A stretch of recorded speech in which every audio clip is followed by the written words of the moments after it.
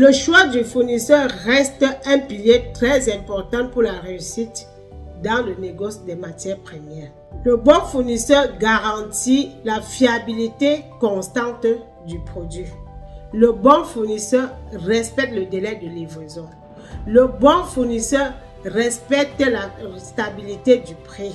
Et le mauvais fournisseur ne vous conduit qu'à la perte du client. Où donc trouver le bon fournisseur?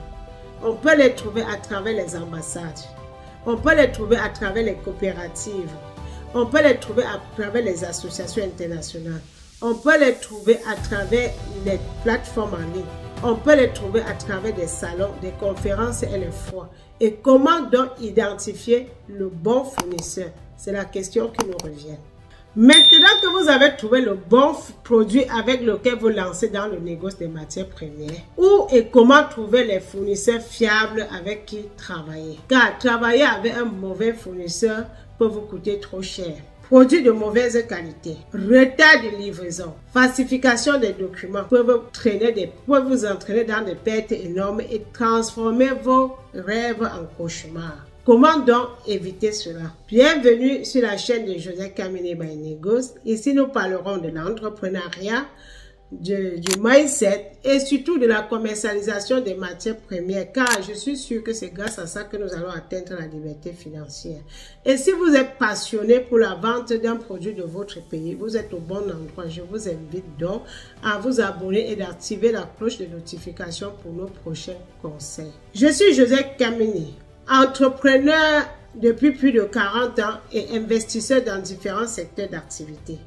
Auteur des livres La victoire d'une femme brisée et réussie en entrepreneuriat que vous pouvez trouver sur Amazon. Également promotrice de l'entreprise Pro Article Service basée en Belgique qui fait dans le négoce des matières premières. Compte tenu de l'importance de cette vidéo, je vous invite à rester jusqu'à la fin. Imaginez-vous dans une grosse commande de sésame en provenance de Côte d'Ivoire vers la Belgique. Le produit arrive en retard car le fournisseur n'a pas respecté les termes du contrat. L'acheteur annule le contrat. Vous perdez en argent et en crédibilité. Cela n'arrivera pas si vous mettez en pratique les conseils que je vous donnerai dans cette vidéo pour le choix du fournisseur. Comment évaluer la fiabilité du bon fournisseur? Nous pouvons l'évaluer sur 2 points. Le premier point, par ses références. Demandez les références de votre fournisseur. Demandez les dernières preuves de transaction de ces 6 derniers mois. On peut également l'évaluer à travers son produit, à travers la qualité de son produit, à travers un échantillon. Je vais prendre l'exemple de mon client de mangue séchée. Il y a exactement 2 semaines, mon client m'a recontacté pour une nouvelle commande de mangue séchée. Malheureusement, mon fournisseur du Burkina Faso n'en disposait plus. J'ai essayé de trouver un peu à côté. Il a carrément dit non. Il n'a pas envie de perdre ses clients en lui proposant un nouveau produit qui n'est pas sûr de la qualité, mais il préfère attendre la fin de la saison pour acheter encore. Ce qui fait qu'il a pris maintenant, il a anticipé en garantissant les mangues pour la nouvelle saison. Raison pour laquelle la fiabilité du client doit être très importante. Mon client a fait confiance à mon fournisseur. Il a fait confiance au produit parce que le produit a plu à ses clients. Donc, il ne peut pas, raison pour laquelle il ne peut pas aller ailleurs. Il préfère attendre. Voilà l'avantage de travailler avec un bon fournisseur. Vous conviendrez avec nous à travers ces analyses que le choix du produit, tout comme du fournisseur, reste un pilier très important dans la réussite du négoce des matières premières. Nous sommes bien arrivés au terme de notre vidéo. Si cette vidéo vous a été utile, je vous invite à liker et à partager. Et surtout, si vous n'êtes pas encore abonné sur notre chaîne, je vous invite aussi à le faire. Dites-nous dans les commentaires depuis d'où vous nous suivez. Et pour ceux qui aimeraient se lancer, nous avons préparé une formation totalement gratuite pour vous. Bonjour, il y a très longtemps que je me suis toujours posé la question de savoir comment nos matières premières africaines font pour se retrouver à l'échelle internationale.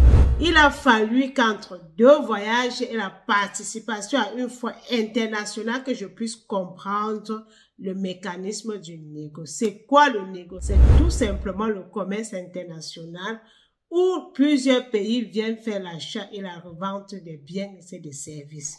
Moi, c'est Josette Kameni, entrepreneur investisseur dans différents secteurs d'activité, auteur des livres La victoire d'une femme brisée et réussie en entrepreneuriat. Également promotrice de l'entreprise Proactive Service basée en Belgique qui fait dans le négoce et la commercialisation des matières premières africaines. J'ai déjà accompagné une dizaine de personnes comme vous à transformer leur vie et atteindre la liberté financière grâce au négoce des matières premières. La particularité de cette activité, c'est qu'on n'a pas besoin d'un fonds de commerce, ni de produits physiques, ni une boutique pour se lancer. Si vous êtes passionné à vendre un produit de chez vous, alors j'ai préparé une formation complètement gratuite où je partage avec vous des étapes clés pour se lancer et réussir dans le négoce. Comment trouver le produit avec lequel on doit se lancer? Comment devenir un bon négociant? Comment trouver le fournisseur? Comment trouver l'acheteur? Quels sont les différents incoterms qu'on rencontre dans le négoce international? Quels sont les modes de paiement dans le négoce des matières premières? Quelle est la chaîne d'approvisionnement? Cliquez sur le lien ci-dessous et rejoignez-nous dans la formation gratuite. À tout de suite.